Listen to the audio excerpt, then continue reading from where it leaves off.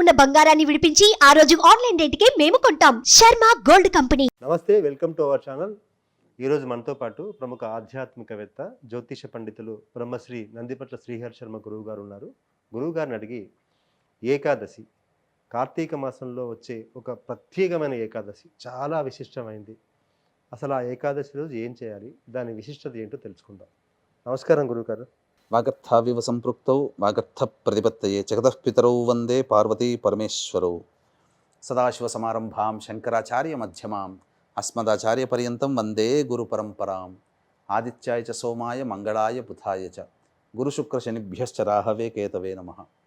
శృంగేరి జగద్గురు పీఠాధిపతులకి, కంచి పీఠాధిపతులకి నమస్కారములు తెలియచేసుకుంటూ కార్యక్రమాన్ని ప్రారంభిద్దాం. గురుగారు, మీరు చాలాసార్లు అనేక ఏకాదశుల గురించి వివరించారు. ప్రత్యేకించి ఇప్పుడు వస్తున్న ఏకాదశి, ఉత్పన్న ఏకాదశి, చాలా ప్రత్యేకమైంది, చాలా పవర్ఫుల్ అయిందని చెప్పారు. దాని గురించి ఇంతకుముందు అడిగితే వచ్చినప్పుడు సమయం ఉన్నప్పుడు చెప్దామన్నారు. ఈ ఉత్పన్న ఏకాదశి యొక్క విశిష్టత ఏంటి, ఆ రోజు ఏం చేయాలి, దాని గురించి పూర్తిగా వివరం తెలియదు. తప్పకుండా వెంకటేష్ గారు, 26వ తారీఖు రోజున ఉన్నటువంటిది ఏకాదశి తిథి. మీరు అన్నట్టుగానే చాలా ప్రత్యేకమైనటువంటి ఏకాదశి. అంటే మనకు సంవత్సరానికి 12 నెలలు, 2 ఏకాదశులు వస్తాయి. 24 ఏకాదశుల పేరు మీద ఇప్పటికీ కూడా వ్రత నియమాన్ని ఆచరిస్తూ పుణ్యాన్ని సంపాదించుకున్న వాళ్ళు కోట్ల మంది ఉన్నారు. కానీ చాలామందికి తెలియదు. కొంతమందికి చేసేటువంటి వాళ్ళకి ఈ కార్తీక మాసంలో కృష్ణపక్షంలో వచ్చే ఏకాదశి విశిష్టత మహోన్నతమైనది.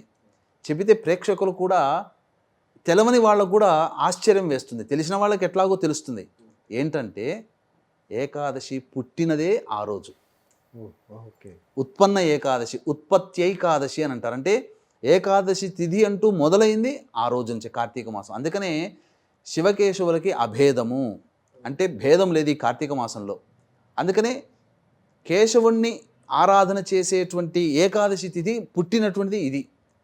ఈ పుట్టినటువంటి ఏకాదశి తిథిని ఎవరైతే వింటారో వాళ్ళకి ఏకాదశి వ్రతం ఆచరించిన పుణ్య ఫలితం కూడా దక్కుతుందని చెప్పి మనకు పురాణాల్లో చెప్పబడి ఉంది. ఆ చిన్న కథని మనం తెలియచేసుకుందాం, క్లుప్తంగా తెలియచేసుకుందాం. పూర్వము బ్రహ్మ ద్వారా జనించినటువంటి బ్రహ్మ సముద్భవుడైనటువంటి తాళజంఘుడు అనేటువంటి ఒక రాక్షసుడు ఉండేవాడు. అతడు మనస్సులో ఎలాంటి కోరిక ఉండేదంటే, ఈ త్రిమూర్తులని, ఈ విశ్వాన్ని కూడా జయించగలిగే శక్తి నాకు కావాలనుకున్నాడు. అతనికి శక్తి పొందలేకపోయాడు. కానీ మనం ఏం చేస్తాం, మనం పొందలేనటువంటి ఆనందాన్ని, ఆ యొక్క టార్గెట్స్ని మన సంతాన రూపంలో తయారు చేసుకొని మనం ఆనందం పొందుతాం. ఉదాహరణకి సచిన్ టెండూల్కర్, వాళ్ళ నాన్న కావాలనుకున్నాడు, కాలేకపోయాడు, టెండూల్కర్ అయ్యాడు. ఇట్లా డాక్టర్ కాలేకపోయానని చెప్పి పిల్లల్ని డాక్టర్ చేయించిన వాళ్ళు ఉన్నారు. ఇంజనీర్ కాలేని వాళ్ళని పిల్లల్ని ఇంజనీరింగ్ చేయించిన వాళ్ళు. ఎలాగో ఆయన కూడా, తాళజంగుడు, ఈ విశ్వాన్ని జయించగలిగే, త్రిమూర్తులను కూడా జయించగలిగే శక్తి ఉన్నటువంటి కొడుకు కావాలని తపమాచరించి వరప్రభావము చేత మురాసురుడు అనేటువంటి ఒక రాక్షసుని కన్నాడు. ఈ మురాసురుడి యొక్క జన్మ తర్వాత జరిగింది ఏంటంటే, అతను ఆ వరప్రభావము చేత ఇక ఇంద్రాది దేవతల్ని, అష్టదిక్పాలకుల్ని సైతము కూడా ఆధీనపరుచుకొని వాళ్ళని ఇబ్బందులు పెడుతూ త్రిమూర్తులని కూడా జయించాలనే ఉద్దేశంతో బ్రహ్మని, శివుణ్ణి కూడా ఓడించాడు. ఇక మిగిలింది ఎవరు? విష్ణువు. కాబట్టి వీళ్ళందరూ కూడా పరుగు పరుగున సృష్టి స్థితి లయకారకాలలో స్థితికారకుడు, అంటే పోషించేవాడు, పరిపాలించేవాడు, రక్షించేవాడు విష్ణు భగవానుడు. ఆయన దగ్గరికి వెళ్ళి మొరపెట్టుకున్నారు. ఎలాగైనా ఆ మురాసురుని సంహరించవయ్యా, అతని పీడ భరించలేకపోతున్నాం. దేవతలందరూ మొరపెట్టుకునేసరికి సమయం ఆసన్నమైందని చెప్పేసేసి ఆ మురాసురుడితో 1000 సంవత్సరములు ద్వంద్వయుద్ధం చేశాడు. అంతకంతకి బలం పెరుగుతుంది తప్ప తగ్గట్లేదు మురాసుడికి. విష్ణు బలం తగ్గుతుంది, అలసిపోయాడు. సింహవతి అనేటువంటి ఒక గుహలో విశ్రాంతి తీసుకోవడానికై ఆ గుహలో విశ్రాంతి తీసుకునే ముందు మనసులో సంకల్పం చేసుకున్నాడు.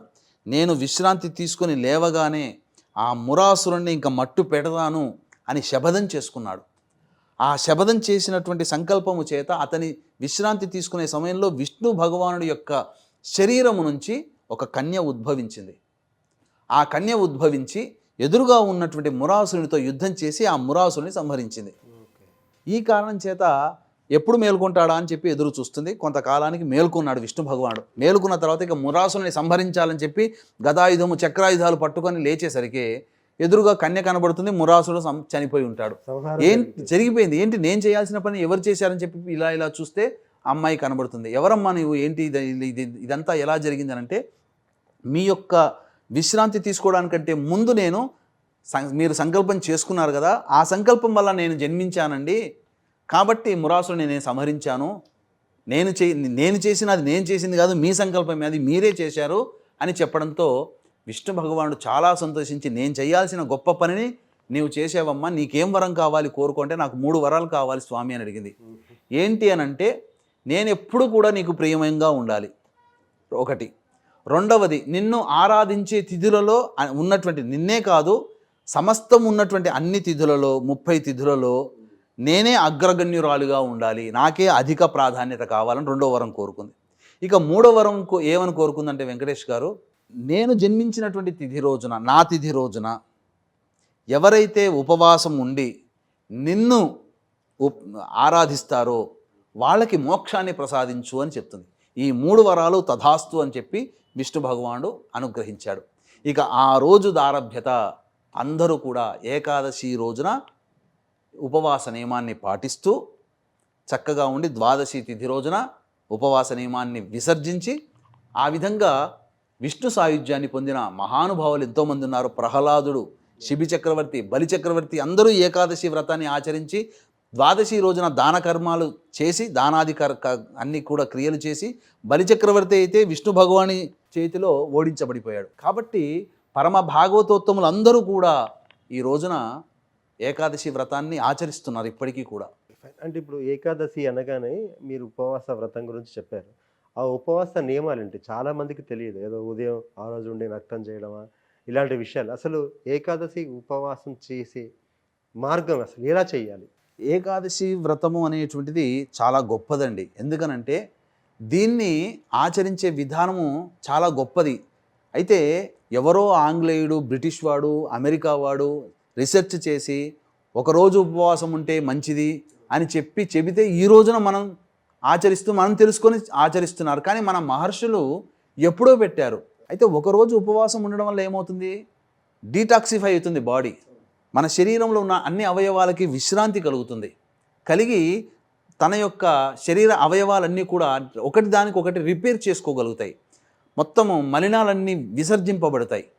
అయితే ఏదో ఒకరోజు ఉపవాసం ఉండేదానికంటే మన మహర్షులు పెట్టినటువంటిది ఏకాదశి ఎందుకు పెట్టారు అంటే, ఆ ఏకాదశి తిథి రోజున అంతరిక్షంలో ఉన్నటువంటి గ్రహాల ద్వారా ప్రసరించేటువంటి అమృత కిరణాలు ఈ భూమండలంలో ప్రసరించి మానవుల శరీరంలో, ఎందుకంటే మన శరీరం ఇక్కడ చర్మం కనబడుతుంది, కానీ మనం మన ఈ యొక్క మైక్రోస్కోప్ పెట్టి చూస్తే అన్ని రంధ్రాలే. కాబట్టి అమృత కిరణాలన్నీ కూడా మన శరీరం, ఈ రంధ్రాల గుండా మన శరీరం లోపలికి ప్రవేశించి అవయవాల్ని పూర్తిగా రీక్రియేట్ చేస్తాయి. తద్వారా ఆ ఏకాదశి అంటే ఆ అమృత కిరణాలు మన శరీరంలో వచ్చి అవి వర్కౌట్ అవి మనకు అనారోగ్యం లేకుండా చేయాలంటే మన శరీరంలో ఎటువంటి ఆహార పదార్థాలు ఉండకూడదు. ఇది నియమం. అందుకనే మీరు గమనించుకున్నట్లంటే వెంకటేష్ గారు, చాలా సందర్భాల్లో మనకు ట్రాష్ అని అంటుంటారు, కానీ గ్రహణాలు అనేటువంటివి వచ్చినప్పుడు ఏ పదార్థం భుజించకూడదు అంటారు. ఎందుకంటే అంతరిక్షం నుంచి చెడు వాయువులు వస్తాయి, అందుకని భుజించకూడదు.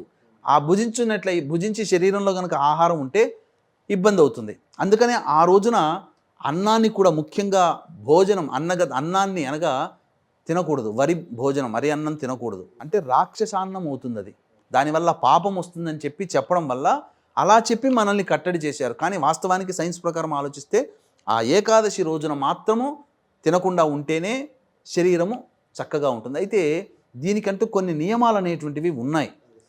అయితే వీక్షించేటువంటి ప్రేక్షకులు ఈ ఆదివారం అమావాస్య సందర్భంగా డిసెంబర్ 1వ తారీఖు రోజున శ్రీశైల క్షేత్రంలో జాతకరీత్యా కలుగు విద్య, వివాహ, ఉద్యోగ, దాంపత్య, సంతాన, అనారోగ్య సమస్యల నివారణకి మరియు వృషభ, మిథున, కర్కాటక, సింహతుల, వృశ్చిక, మకర, కుంభమీన రాశిలో జన్మించిన వారికి శనిదోష పరిహారార్థమై సర్వదోష నివారణ పూజలు, హోమాలు అనేటువంటివి పర్ హెడ్ 1500 రూపాయలకి చేయించడం జరుగుతుంది. కార్యక్రమ తదనంతరం కాంటాక్ట్ చేసి గోత్రనామాలు నమోదు చేసుకోవచ్చు. ఇక మీరు అడిగినట్టుగా వెంకటేష్ గారు, ఈ ఏకాదశి వ్రతాన్ని ఎలా ఆచరించాలి అని అన్నప్పుడు పరమ పవిత్రముగా ఉండాలని చెప్పి ఉన్నది. ఆ ఏకాదశి రోజున దాంపత్యము కూడదు, బ్రహ్మచర్య వ్రతాన్ని ఆచరించాలి, మాంసాహార భోజనము చేయకూడదు. మద్యపానము చేయకూడదు. అసలు మామూలుగా ఉన్నవాళ్ళు కూడా ఏకాదశి రోజున దాంపత్యము, మద్యపానము, మాంసము తినకూడదు. వ్రతాన్ని ఆచరించే వాళ్ళు, మేము మరి ఆచరించట్లేదని అన్నవాళ్ళు కూడా తినకూడదు. ఇది నియమం. వ్రతాన్ని ఆచరించే వాళ్ళైతే ముందు రోజైనటువంటి దశమి రోజున సంధ్యా సమయంలో పంచగవ్య ప్రాశన అనేటువంటిది చేయాలి. అంటే ఏంటి? ఆవు పాలు ఒక 20 ml, తర్వాత ఆవు పెరుగు ఒక 5 ml, ఆవు నెయ్యి ఒక 2 ml, తర్వాత ఆవు పంచకం అంటే గోమూత్రం ఒక 10 ml, తర్వాత ఆవు పాలు, ఆవు పేడ కొద్దిగా చిటికెడంత ఆవు పేడ కొద్దిగా వేసి మొత్తం కలిపి ఆ సంధ్యా సమయంలో కుటుంబ సభ్యులందరూ కూడా కొద్దిగానే ఒక చెంచా వేసి పంచగవ్య సేవనం చేయాలి. అరగంట వరకు ఏమీ తినకూడదు, అది శరీరంలోకి వెళ్ళిపోతుంది. వెళ్ళిపోయిన తర్వాత దశమి రోజున ఆ విధంగా చేయడం వల్ల ఏకాదశి రోజుకి శరీరం పవిత్రత వస్తుంది. రాగానే ఆ ఏకాదశి రోజున పొద్దున్నే కాలకృత్యాదులు తీర్చుకొని చక్కగా ఈ కార్తీక మాసం వచ్చింది కాబట్టి, ఉత్పన్న ఏకాదశి కాబట్టి బ్రహ్మముహూర్తంలో లేచి కాలకృత్యాదులు తీర్చుకొని 4 to 6 మధ్య కాలంలో శివ పరివారానికి చిత్రపటానికి పూలమాల వేసి శివాభిషేకం చేయండి వీలైతే. శివాభిషేకము చేయలేనటువంటి వాళ్ళు మామూలుగానైనా కానీ అక్కడ ఆ స్వామి ముందర అష్టదళ పద్మం వేసి అక్కడ దీపారాధన, ఆవు నేతితో కానీ నువ్వుల నూనెతో కానీ దీపారాధన చేసి శివ సహస్రనామ పారాయణం చేయండి. చేసిన తర్వాత అరుణోదయ కాలం అని ఒకటి ఉంటుంది. సూర్యోదయం 6:14 ఉంది కాబట్టి దానికన్నా ముందున్నటువంటి 48 నిమిషాలు అంటే సుమారు 5:25 తులసి చెట్టు దగ్గరికి వెళ్ళి అష్టదళ పద్మం వేసి అక్కడ దీపారాధన చేసి విష్ణు సహస్రనామ పారాయణం చేసి దానిమ్మ పండు నైవేద్యంగా పెట్టండి. పెట్టి ఆ రోజంతా కూడా ఉపవాసం ఉండండి. ఈ ఉపవాసంలో కటిక ఉపవాసం ఉండేవాళ్ళు ఉండవచ్చు.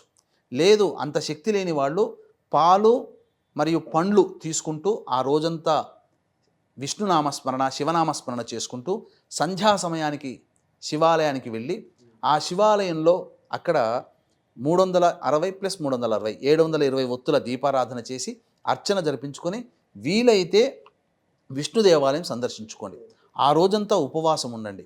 తెల్లవారి ద్వాదశి తిథి కూడా వస్తుంది కాబట్టి ద్వాదశి తిథి రోజున వెంబడే తెల్లవారి కాలకృత్యాదులు తీర్చుకొని చక్కగా మళ్ళీ తులసి చెట్టు దగ్గర ఆవు నేతితో దీపారాధన చేసి మళ్ళీ వీలుంటే ఒకసారి విష్ణు సహస్రనామ పారాయణము, 3 సార్లు విష్ణు అష్టోత్తర పారాయణము చేసి ఇంట్లో వంటకాది కార్యక్రమాలు చేసుకొని అభ్యాగతులు ఎవరైనా వస్తే వాళ్ళకి భోజనం ఏర్పాటు చేసి ఆ తర్వాత యజమాని కుటుంబ సభ్యులు భోజనం చేసినట్లయితే లేదా ఇంకా ఏదైనా దాన కార్యక్రమాలు చేసి భోజనం చేసినట్లయితే తప్పకుండా ఏకాదశి వ్రతాన్ని ఆచరించిన పుణ్య ఫలితం దక్కుతుంది.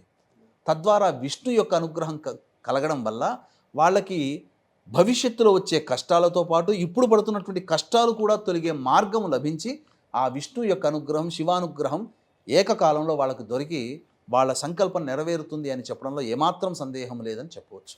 చాలా బాగుంది సార్. అసలు అంటే ఏకాదశి రోజు ఇటు శివుణ్ణి అటు విష్ణువుని ఆరాధనతో పాటు ఉపవాసం ఉండడం వల్ల పడుతున్న కష్టాల నుంచి దూరం అవడం కాకుండా ఫ్యూచర్లో కూడా కష్టాలు లేకుండా ఉండడం, తద్వారా ఈ ఉపవాసం ద్వారా తన ఆరోగ్యం బాగా వస్తుందని చక్కగా తెలియజేశారు సార్.